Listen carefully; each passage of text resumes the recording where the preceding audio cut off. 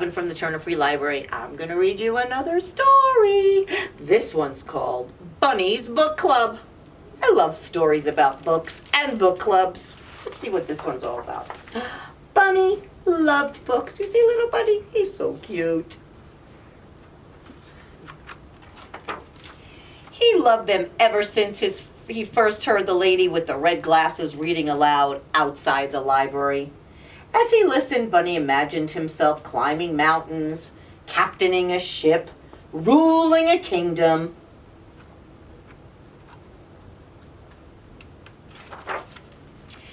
But when summer ended, the stories moved back inside, and Bunny wasn't sure if animals were allowed in the library, but Bunny was sure he couldn't live without books.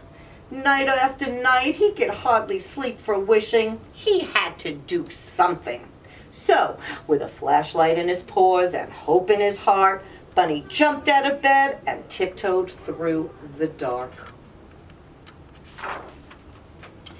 But when he reached the library door, it was locked, and so were the windows. He tried digging, climbing, and yanking. Nothing worked, until finally he noticed. The book return! The shiny handle was far above his head, but it was no match for a high-hopping bunny hungry for books. Bunny leapt. He clucked to the bar, flung himself over, and wiggled his cottontail through the slot, and he landed inside with a thud. Bunny's eyes sparkled at the sight of the shelves bursting with books. It was better than a field of fresh, crunchy carrots. Bunny didn't know where to start. He took a deep breath. It smelled as if he were wrapped inside the pages of his favorite book. He followed his nose to the adventure section. Then he found stories about swashbucklers, sharks, and superheroes, and Bunny greedily grabbed them all. His whiskers twitching with excitement, he slipped his treasures through the book slot one by one. Then, performing his best balancing act, Bunny wobbled home. He couldn't wait to dig in. It's Bunny with all those books on his head.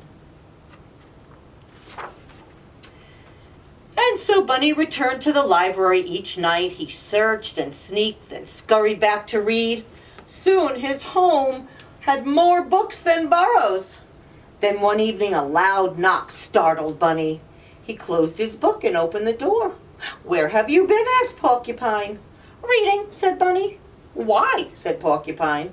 Bunny's eyes popped wide open. "Why?" he sputtered. "Have you ever been to the library?" It was time for Bunny to let Porcupine in on a secret. "Are you sure this is a good idea?" said Porcupine. "Calm your quill," said Bunny. "I'm too prickly. I'll never fit." Bunny pushed and shoved until pop went the porcupine. Bunny flipped in and flipped on the flashlight. "Whoa!" said Porcupine. "I know," said Bunny. "Do you think there's a story about balloons? I've always wondered about balloons." "Most definitely," said Bunny.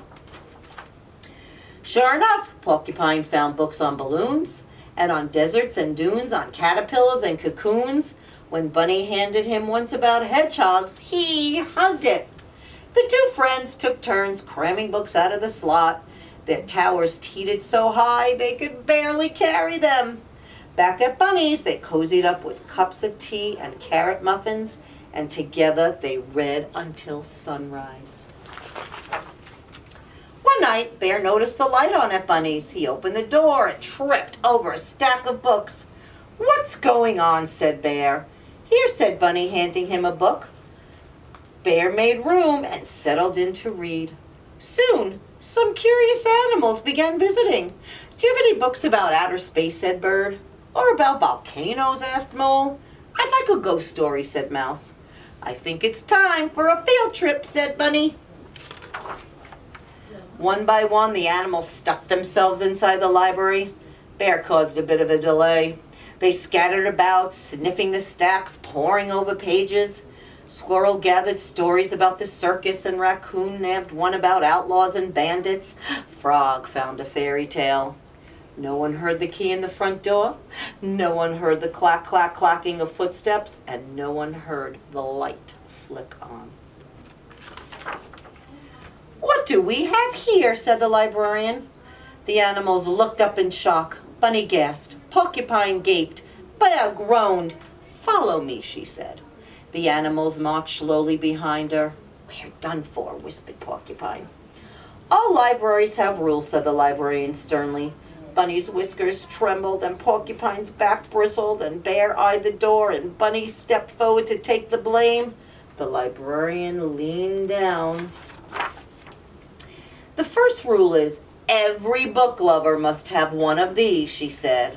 She handed Bunny and his friends shiny new library cards. "Now you may borrow books," she said, smiling. "As long as you return them, of course." Bunny couldn't believe his ears. They could keep coming to the library. He beamed at his fellow readers, then bounced to the shelves. He picked the perfect book, and he proudly checked out the very first official selection for Bunny's Book Club. Yay for all the animals. See, getting a library card is super, super special. You come to the library and you can take out any book you want, but just make sure you return them. Okay, until I see you next time, bye.